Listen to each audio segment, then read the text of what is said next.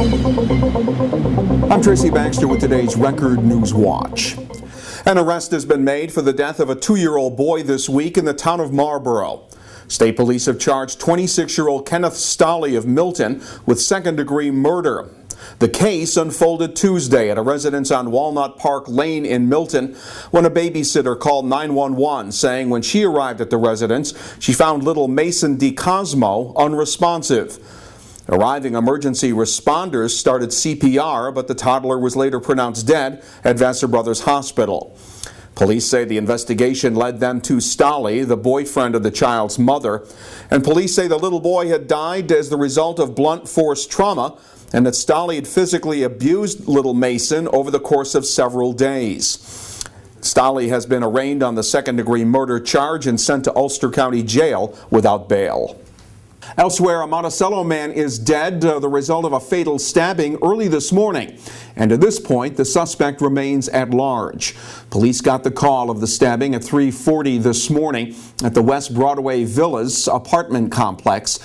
There they found 33-year-old Shareem Samuel Birch laying on the ground outside of building number 5. He was rushed to Catskill Regional Medical Center where he was pronounced dead. State police and the Sullivan County District Attorney's Office are assisting Monticello police in the investigation. An FBI probe has led to the arrest of a Monroe couple on charges they manipulated and intimidated a partially deaf and developmentally disabled man and extorted about $60,000 from the victim. 28-year-old John Naughty and his 27-year-old wife Nicole reportedly befriended the 26-year-old man through a social networking site.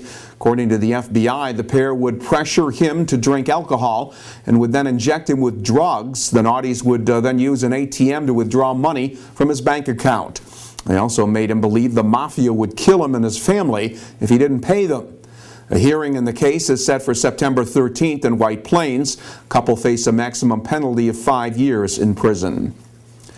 Town of Lloyd police today identified the victim of a fatal motor vehicle crash early Wednesday afternoon. Police say 83-year-old Mildred Sarah of Highland was driving on Chapel Hill Road when she failed to stop after a car in front of her stopped to turn into a driveway, crashing into that vehicle. Sarah's car then crossed the road and hit another vehicle. Sarah was pronounced dead at Mid-Hudson Regional Hospital of Westchester County. The two other drivers suffered non-life-threatening injuries. Chapel Hill Road was closed for about 3 hours. Sentencing is scheduled for August 13th for Kevin Quick, a former volunteer assistant Kingston High School crew coach, who's pleaded guilty to 3 counts of third-degree rape and 1 count of third-degree criminal sex act for raping 2 underage girls he met while coaching. The investigation began when authorities learned that the 23-year-old Kingston man had attended a party at a Town of Wallkill residence where a number of underage students were drinking. Quick was later indicted for raping the 15 and 16-year-old girls during encounters last April and May. A judge will determine how much time Quick will serve. The CEO of Caesars Entertainment was in Orange County Wednesday talking up the $880 million resort casino Caesars wants to build near the Harriman Metro North rail station in the town of Woodbury. One of 9 projects in the competition for 1 or 2 of the casino licenses that will be awarded in the Orange, Ulster, Sullivan County region. And Gary Loveman said if Caesars is granted a license, he thinks a modestly sized casino in the Catskills would still be viable. The Catskills from the west I recognize as harder work, and there's much less population available to it, but there is population available to it. So the Catskills facility will draw from the other 3 geographic dimensions, the north, the west, and the south, as well as the southeast, which would be the New York City area.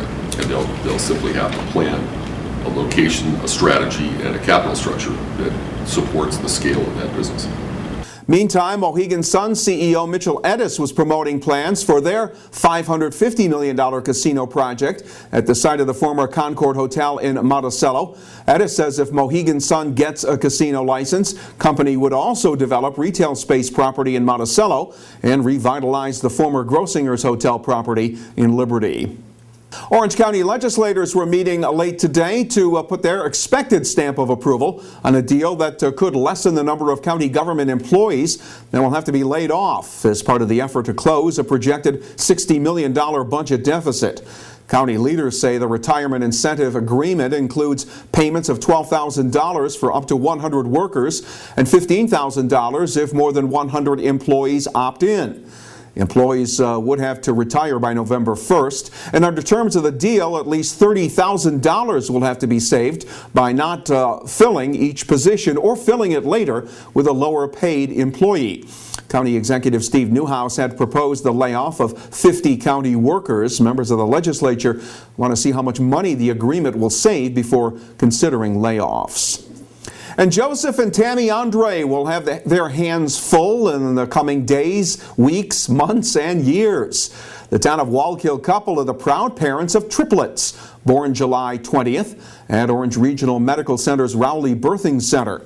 Little ones Peter, Gianna, and Emma were born prematurely at 32.5 weeks, and they'll be able to go home once they weigh at least 4 pounds and can drink from a bottle. The staff at the birthing center's neonatal unit knew the triplets were on the way and the proper preparations were made. One of the things that we had to do was make sure we could fit 3 warmers into our OR, and we contact respiratory therapy, who came with us and helped us work out a plan to make sure each baby would have its own oxygen and suction, and the logistics of setting up the warmers. We also looked at staff. I put up a sign-up sheet for anyone who wanted to come in extra to help us with the birth. So we had a sign-up list so that we could get enough nurses. The triplets will be joining big brother, 3-year-old Jack, making the Andres an instant family of 6. Mom and Dad learned it would be triplets back in January, and they had the expected reaction. Overwhelming shock. But once the shock wore off and the excitement kicked in, we've had a lot of help from the community. Our friends, our family have been a tremendous help. And now we're just overwhelmed with joy and love and can't wait to take them home. We have a lot of people that have offered to help and come over. And then I'm lucky that Joe's able to take off a couple months, hopefully, and then just hopefully get into a schedule and a routine and enjoy having everybody at home. I think we're prepared. I think we have a lot of help. We've had a lot of support from our friends in the community, which has been great. Even some unlikely sources have come out and helped us out. The Andres had words of thanks for Doctors Ralph Anderson and Lillian Kaminsky, along with the folks at the Rowley Birthing Center. Little Peter Andre should be going home tomorrow, Gianna on Saturday, and the tiniest triplet, Emma, is scheduled to go home sometime next week. Congratulations. Looks like we'll be enjoying some great weather this weekend. Friday will be mostly sunny and pleasant, with temperatures reaching the low 80s. Pretty much the same story for Saturday. Sunny and nice with the highs in the low 80s. Sunday shaping up to be a beautiful day as well. We'll stay on top of what's happening by starting your day with the Times-Herald Record, and stay connected to breaking news all day long right here at Record Online. For Record Newswatch, I'm Tracy Baxter.